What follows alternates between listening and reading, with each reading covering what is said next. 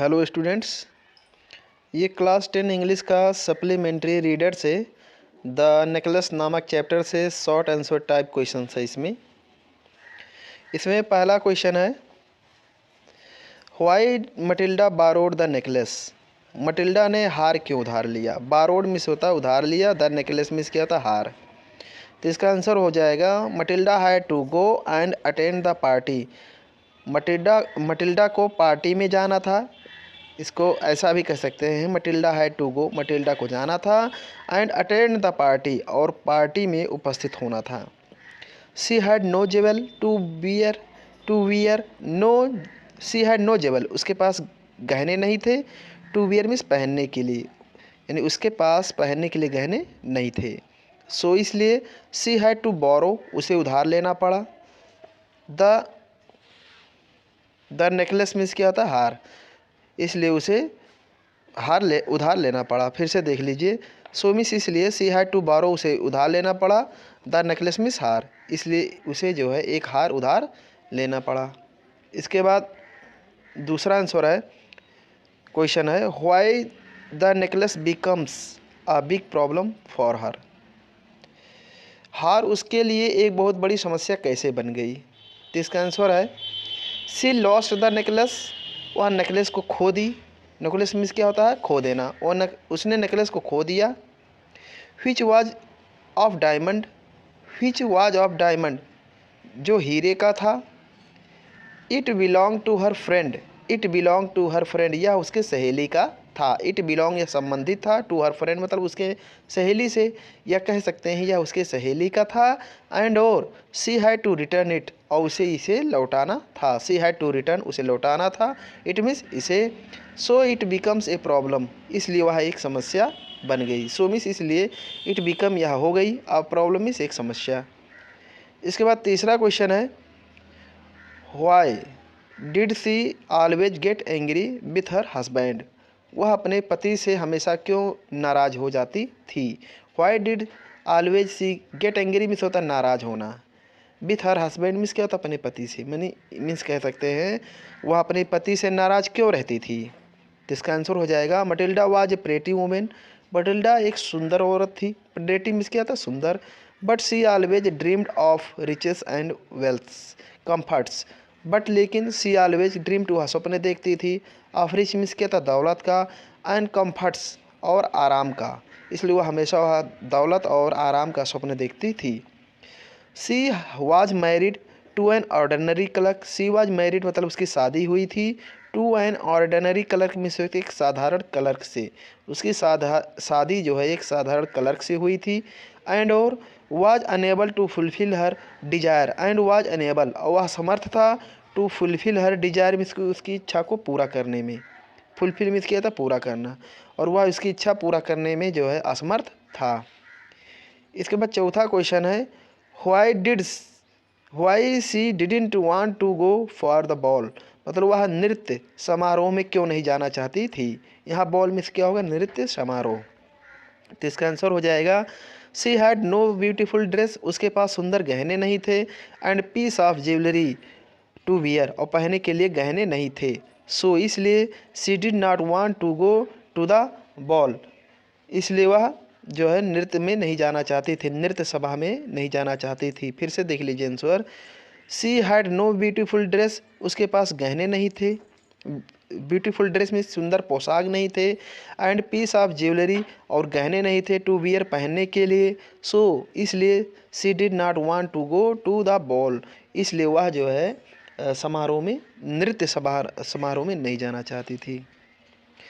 इसके बाद पांचवा क्वेश्चन है, how did her husband arrange money for her dress. How miss किस प्रकार से, डिड हर हस्बैंड अरेंज उसके पति ने व्यवस्था किया।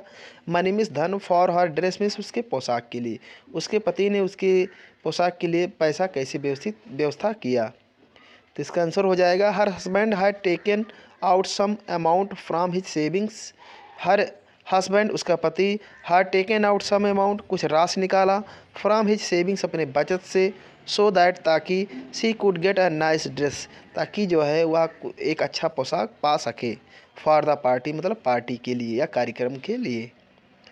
इसके बाद छठवां क्वेश्चन है, why did madam लॉयजल leave the ball in a Hari. Why did madam लॉयजल, Shrimati madam लॉयजल जो थी, लीव में छोड़ी थी, द बॉल मतलब नृत्य सभा को, इन हरी में जल्दी में। व्हाई मीन्स क्यों, why did madam लॉयजल leave, madam लॉयजल Shrimati लॉयजल ने क्यों छोड़ दिया था, बॉल मिस होता है नृत्य सभा को, इन हरी में क्या होता है, जल्दी में। तो इसका आंसर हो जाएगा छठवें का द अदर लेडीज मतलब दूसरी महिलाएं, हाइड फर कोट्स यानी रोएदार, या कह सकते हैं रोएदार, या कह सकते हैं फरदार जो है कोट पहनी हुई थी, टू रैप देमसेल्फ मतलब स्वयं को ढकने के लिए, स्वयं को ढकने के लिए जो है औरतें दूसरी जो थीं फर की कोट या रोएदार कोट पहनी थी। व्हेयरएज जबकि Matilda did not have any, लेकिन मटिल्डा के पास ऐसा कोई कोट नहीं था। She did not want to noticed, वह नहीं चाहती थी टू बी नोटिस्ड मतलब कि उसे ध्यान दे या कोई देखे, बाय दे मतलब लोगों के द्वारा, मतलब उसे लोगों के द्वारा देखा जाए। सो इसलिए सी लेफ्ट द बॉल, उसने जो है नृत्य सभा को छोड़ दिया, इन हरी में क्या था, जल्दी में। फिर से देख लीजिए, द अदर लेडीज दूसरे महिलाओं को हाइड में पास था यानी दूसरे महिलाओं के पास था, फर कोट में था रोएदार कोट, टू रैप मतलब ढकने के लिए, देमसेल्फ में स्वयं को, व्हेयर इज मिस जबकि, Matilda had did not have any बल्कि जबकि, व्हेयर मिस होता है जबकि, Matilda did not have any जबकि मटिल्डा के पास कोई कोट नहीं था। She did not want to be noticed by them, वह नहीं चाहती थी कि वे लोग उसे देखें। शी डिड नॉट वांट, वह नहीं चाहती थी to be noticed by them कि उसे जो है उन लोगों के द्वारा देखा जाए।